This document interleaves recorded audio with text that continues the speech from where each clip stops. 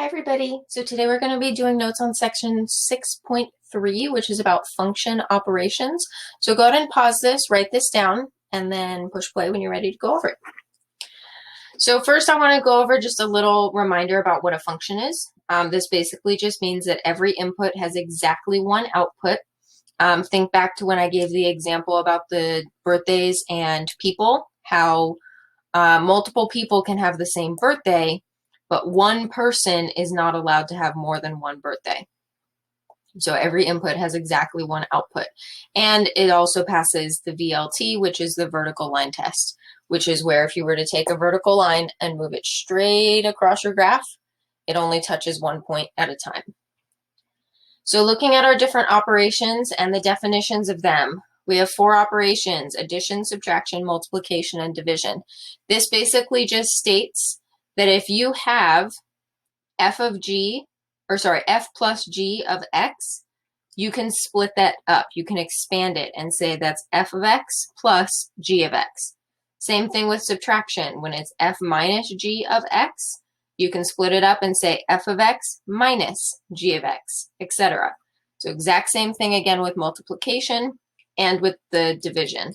The only caveat here with the division, that means like the only catch, is that this that I underlined in pink, your g of x, the thing on the bottom, cannot equal 0. So that's the rule that's always true for fractions, is that the bottom, your denominator, cannot be equal to 0. All right, so let's look at some examples. First, go ahead and write down the main example part, and then we'll go through the different letters. I'm also going to color code this just to make it a little bit easier to see what's what. So I'm going to say that f of x is x squared minus 4. And I'm going to use green for g of x equals 2x plus 1. So this first one, part A, I want to find f plus g of x. But we know from our properties, the definitions, that I can actually just split this up and say that this is equal to f of x plus g of x. And I know what those are, so I can plug those in. So my f of x was the x squared minus 4 plus my g of x, which is the 2x plus 1. You don't technically have to write these things in parentheses. I just choose to do that because it keeps me in the habit of doing it, especially when you have to subtract or multiply these. So I just do it as a force of habit. Now we're going to simplify these to combine like terms. So there's only one x squared term, so x squared. And if you want, you can cross them out as you go or underline them, whatever you want to do that works best. Then I have 2x, and it'll be positive. And then my constants, I have negative 4 plus 1, so negative 3. And that's my answer. Now let's look at subtraction. So first, f minus g of x. How can I rewrite this to expand it using our property? If you said f of x minus g of x, you are correct. And then from there, I'm going to keep up with the color coding. So f of x is going to be blue, x squared minus 4,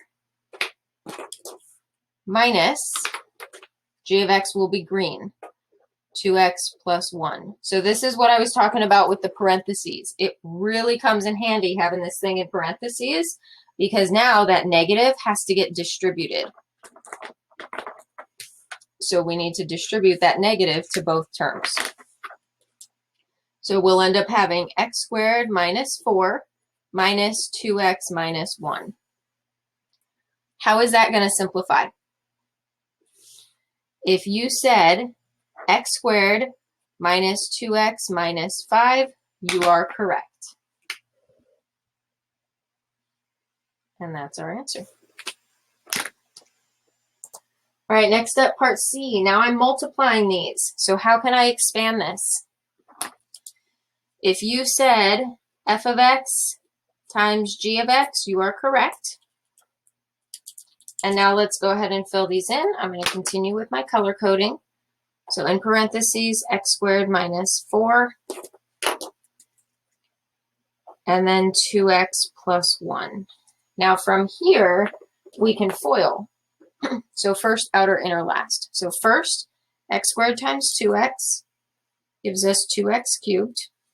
Outer, x squared times 1 is x squared. Inner, negative 4 times 2x is negative 8x. And then last, negative 4 times 1 is negative 4. Now, if I look at that, do we have any like terms that can be combined further? You should have said no, we do not. They all have different exponents. They're all different terms. So that is our final answer. All right, let's look at part D. Now this one, f divided by g of x, I'm going to rewrite this so that it takes up 2 lines just so it's not super scrunched on here. So I'm going to write f of x divided by g of x. And that's going to equal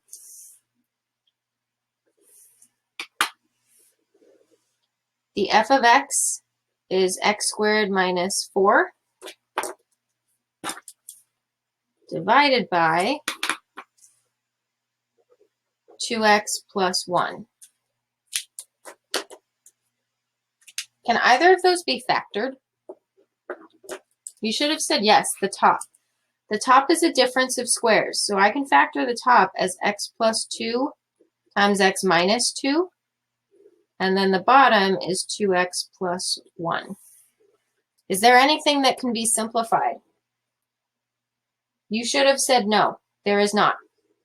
So nothing simplifies, nothing crosses out. The only thing I have to do is write my restriction for the denominator. So what I know that 2x plus 1 cannot equal 0. So if I solve for x, I will have 2x is not equal to negative 1. So x is not equal to negative 1/2. So that is my rule. And you have to include that in your answer.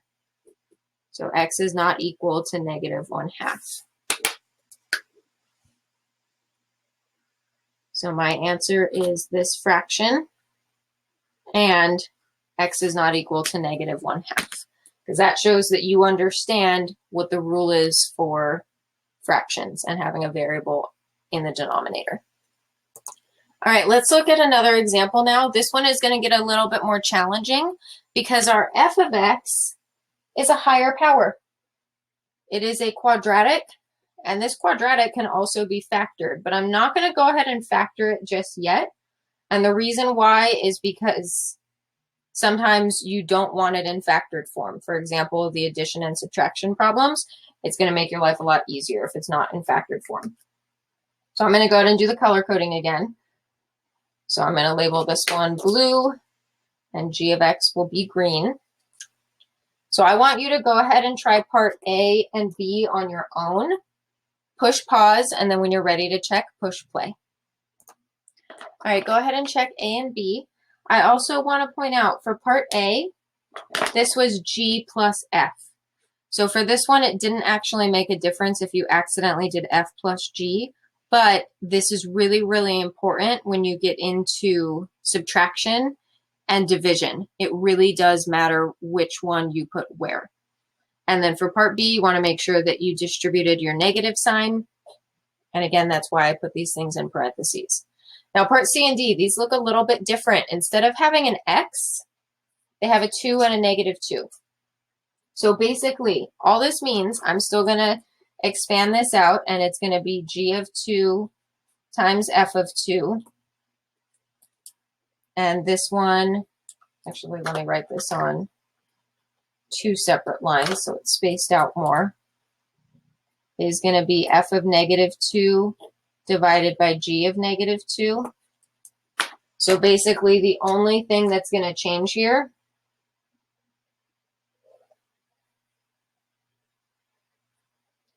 is we will plug in 2 for x, and then for part D,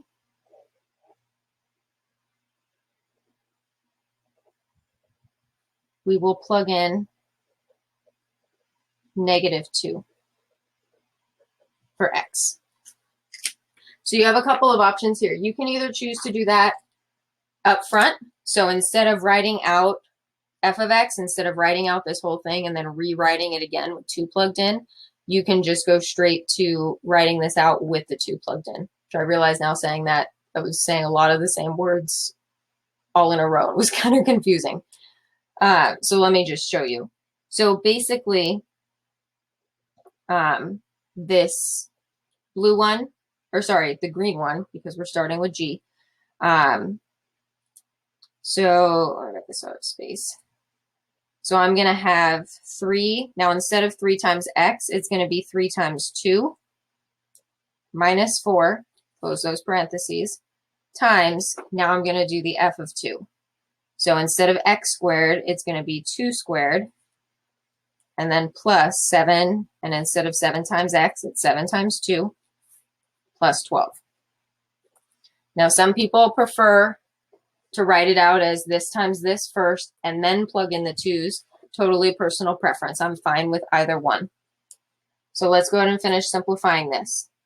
So the first parentheses, what will my first parentheses simplify to? You should have said 2, because 6 minus 4 is 2. And then my second parentheses, this one I'm actually going to do one more step. So this is going to be 4 plus 14 plus 12. So this is going to end up being 2 times what? If you said 30, you are correct. And then last but not least, 2 times 30 is 60.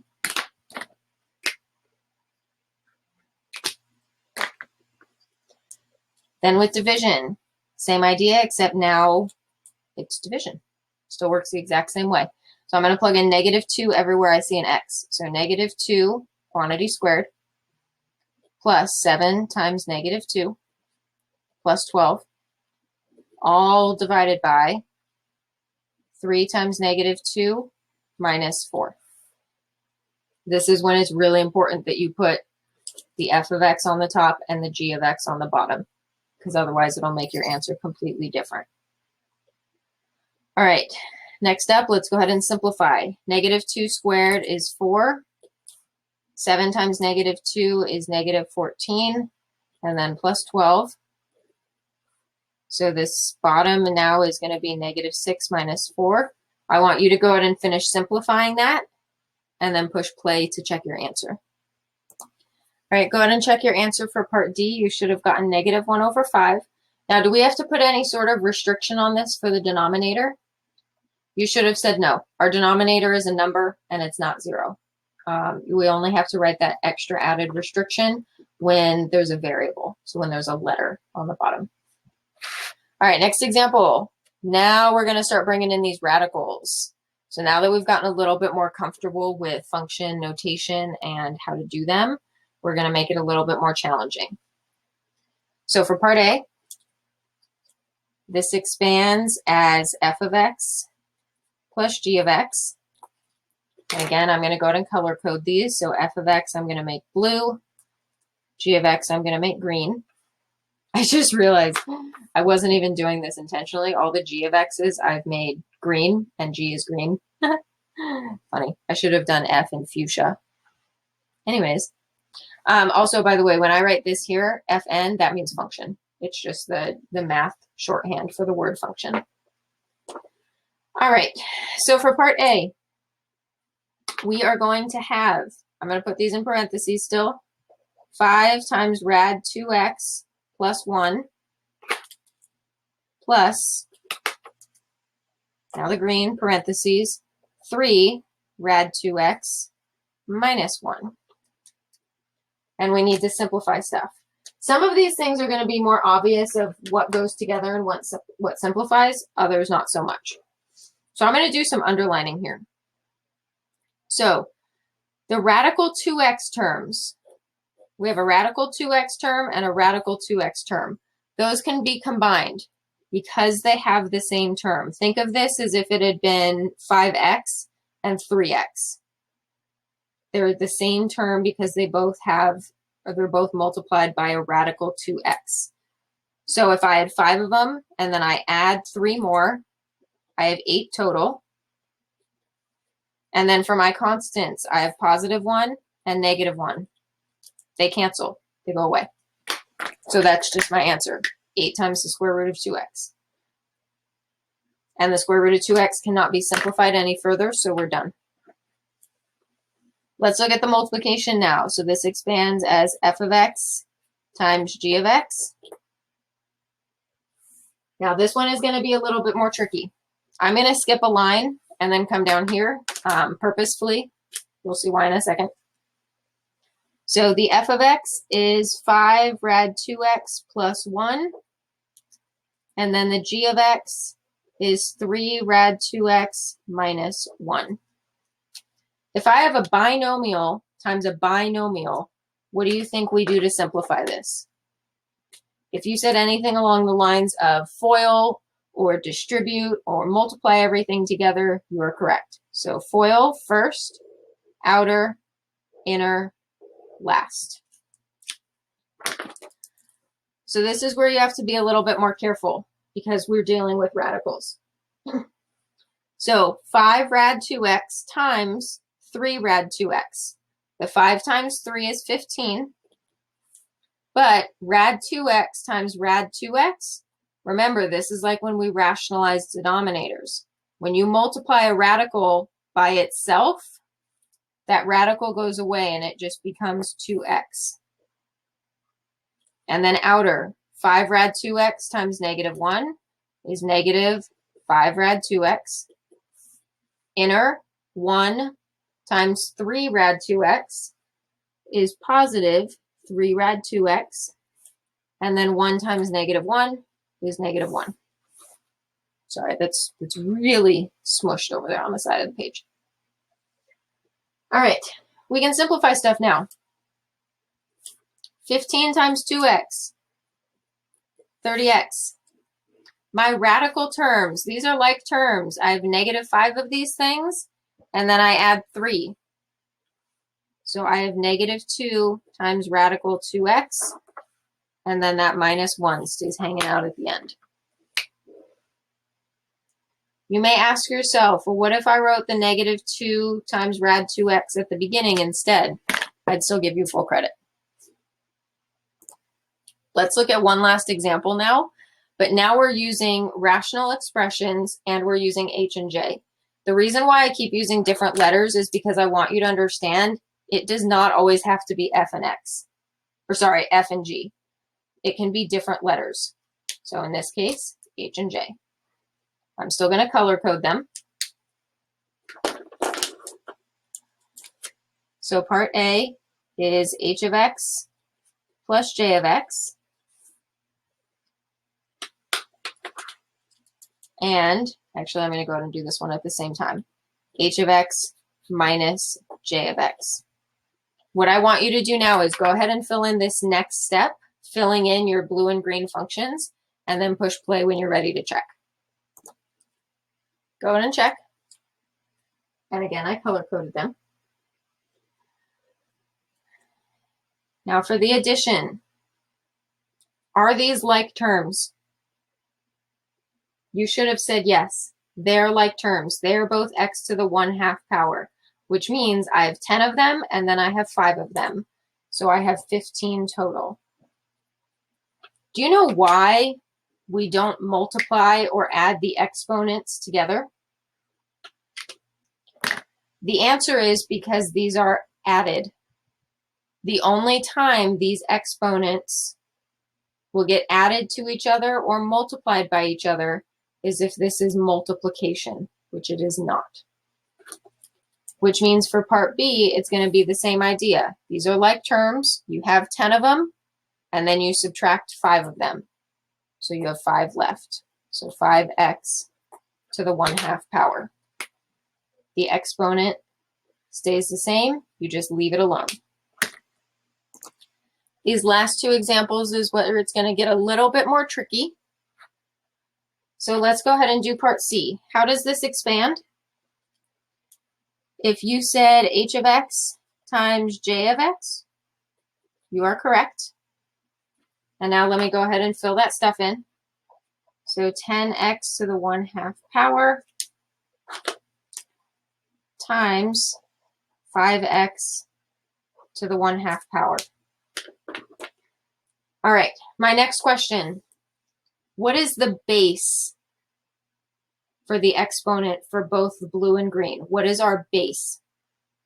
You should have said just x. The exponent is only attached to the x. It is not attached to that 10 or the 5.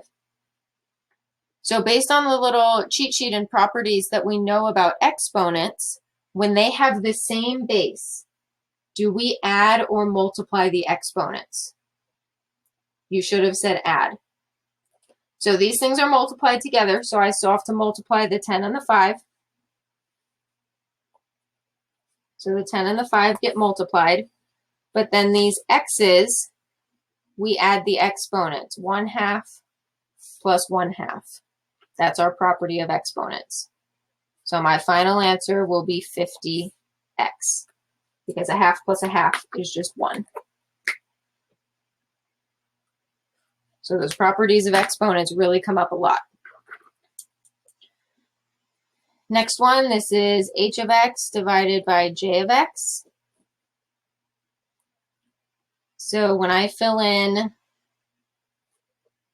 I'll do it over here. When I fill stuff in, I'm going to have 10x to the 1/2 divided by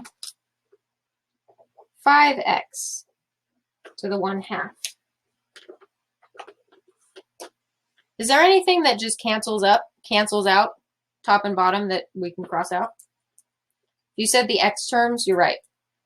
We have the exact same x to the 1/2 on the top and bottom. They just go away, which is awesome, because now we're left with just 10 over 5, which simplifies to 2.